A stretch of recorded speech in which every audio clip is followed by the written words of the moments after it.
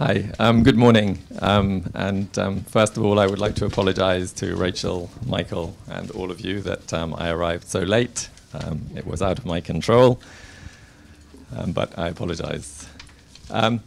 Okay, the title of today's discussion made me think of a book that was subsequently made into a film by Woody Allen called Everything You Always Wanted to Know About Sex. And it then had a little asterisk. And the asterisk was, but were afraid to ask.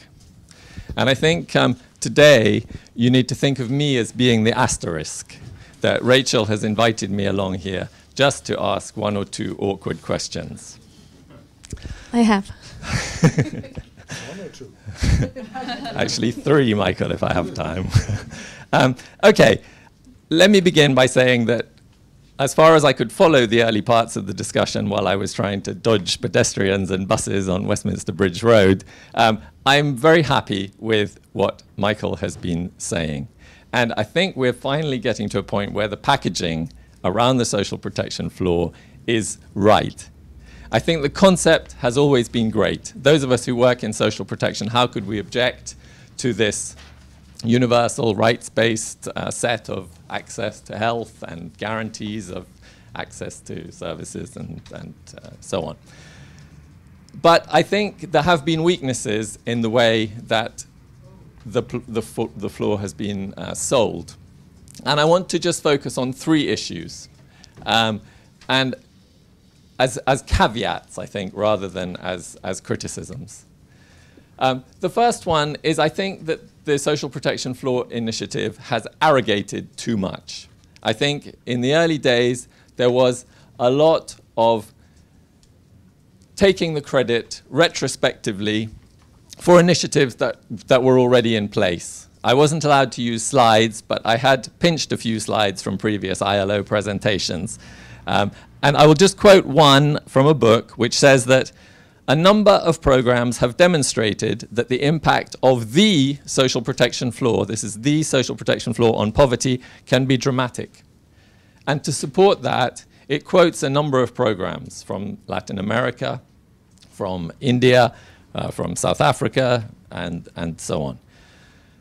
But these are all programs that predated the social protection floor by quite a lot. And I think it would have been better marketing to have been open and honest about the debt that the social protection floor owes to these previous programs.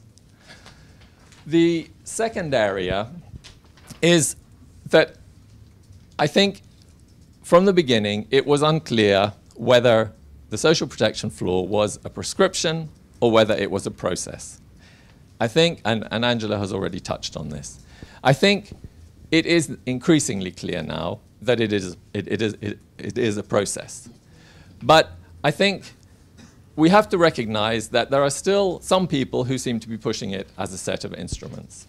Again, I had a couple of slides from ILO presentations in which they describe the social protection floor as 4 essential social security transfers. Very specific: family child benefits, social assistance to those in the working age, pensions in old age and disability. And I think we do need to be absolutely clear that the social protection floor should not be prescriptive in this way, and that it should, as it is now, focus much more on processes at national levels. And finally, the third caveat, and I think the most important, is that we need evidence of how the social protection floor plays out at national level.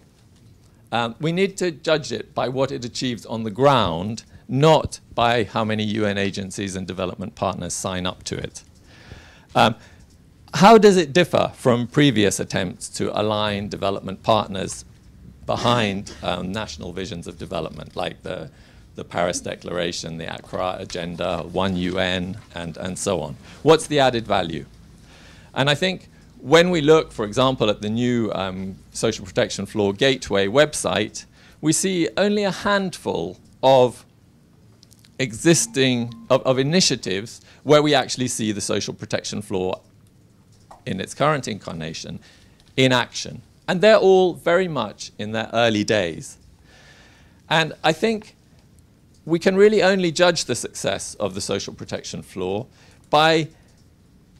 on the basis of which new social protection programs are put in place, which existing ones are extended, and most importantly, which new groups of poor and vulnerable people are assisted as a direct result of social protection floor initiatives at national level.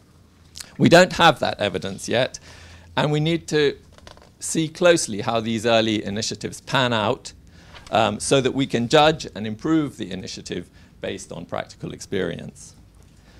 But overall, I think we're definitely heading in the right direction. The signs are very positive. I wish the social protection floor every success in proving itself and to carpeting the globe. Thanks, Nick. Okay, we've got just under half an hour for questions. Can I respond? Yeah, what I was going to suggest is that I'll just pick 2 questions that have come up and have been sent in by people listening online. I'll let you know about those, and then you can perhaps respond to what Nick has said, because he had some specific questions, and also what Angela has said. So a couple of questions that have come in online. One from Tom Newmark, who's a PhD student at the